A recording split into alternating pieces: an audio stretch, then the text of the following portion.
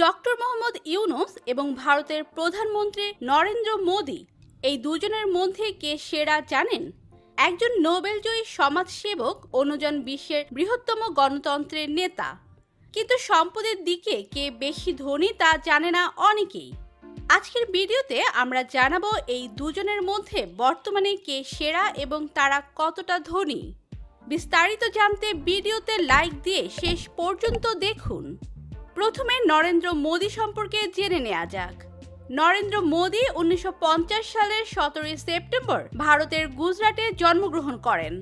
তিনি ছোটবেলা থেকেই কঠোর পরিশ্রমী ছিলেন এবং পরবর্তী সময়ে রাজনীতিতে যুক্ত হন। 2001 সালে তিনি গুজরাটের মুখ্যমন্ত্রী হন এবং সেখানে দীর্ঘ 13 বছর সাফল্যের সঙ্গে দায়িত্ব পালন করেন। 2014 সালে তিনি ভারতের প্রধানমন্ত্রী নির্বাচিত হন এবং এরপর থেকে ভারতের অর্থনীতি ও কূটনীতিতে বড় পরিবর্তন আনেন। তার জনপ্রিয়তা শুধু ভারতে নয়, আন্তর্জাতিক পর্যায়েও ব্যাপক। তিনি ভারতের ইতিহাসে অন্যতম জনপ্রিয় প্রধানমন্ত্রী এবং তার নীতিগুলো অনেক বড় পরিবর্তন এনেছে। Digital India, make in India এবং আত্মনির্ভর ভারত সহ বিভিন্ন উদ্যোগের মাধ্যমে তিনি দেশের অর্থনৈতিক অবস্থাকে শক্তিশালী করেছেন। সামাজিক যোগাযোগ মাধ্যমেও তার জনপ্রিয়তা ব্যাপক। তার সম্পদের পরিমাণ খুব বেশি নয়, কারণ তিনি একজন সরকারি কর্মকর্তা হিসেবে তার বেতন ও অন্যান্য সরকারি সুবিধার উপর নির্ভর করেন। বর্তমান হিসাব অনুযায়ী তার সম্পদের মূল্য আনুমানিক ভারতীয় মুদ্রায় প্রায় 4 থেকে 8 কোটি রুপির সমান। তিনি নিজেকে সাধারণ জীবনযাপনের অনুসারী বলে দাবি করেন এবং তার রাজনৈতিক অবস্থান তাকে বড় ব্যবসা থেকে দূরে রেখেছে। তবে তার নেতৃত্বে ভারতের বড় বড় শিল্পপতিরা ব্যাপক সমৃদ্ধি লাভ করেছেন, যা মাঝে মাঝে বিতর্কের কারণ হয়ে দাঁড়িয়েছে। অন্যদিকে ডক্টর মোহাম্মদ ইউনূস, তিনি 1940 সালের 28 জুন চট্টগ্রামে জন্মগ্রহণ করেন।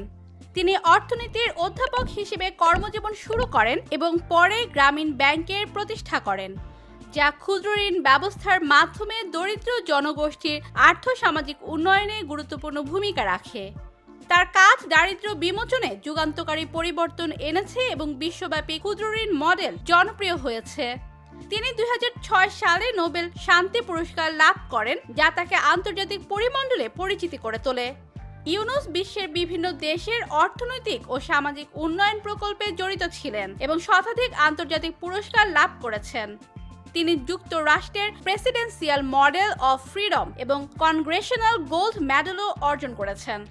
তার জনপ্রিয়তা শুধু বাংলাদেশে সীমাবদ্ধ নয়, বরং সারা বিশ্বে তিনি একজন অনুপ্রেরণার প্রতীক। তার সম্পদের পরিমাণ নিয়ে বিভিন্ন সময় নানা আলোচনা হয়েছে। যেহেতু তিনি অলাভজনক সংস্থা পরিচালনার সঙ্গে যুক্ত, তাই তার ব্যক্তিগত সম্পদের পরিমাণ সীমিত। তার বেশিরভাগ প্রকল্প সামাজিক উন্নয়নের লক্ষ্যে পরিচালিত হয় এবং ব্যবসায়িক লাভের চেয়ে সমাজ কল্যাণমূলক কাজে বেশি মনোযোগ দেন। আনুমানিকভাবে তার ব্যক্তিগত সম্পদের পরিমাণ 100 কোটি বাংলাদেশি টাকার সমান। তবে তিনি মূলত তার জীবন উৎসর্গ করেছেন দারিদ্র্য বিমোচন ও মানব কল্যাণের জন্য।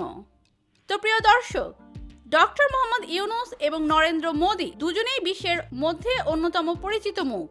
তাদের দুজনের মধ্যে আপনি কাকে পছন্দ করেন?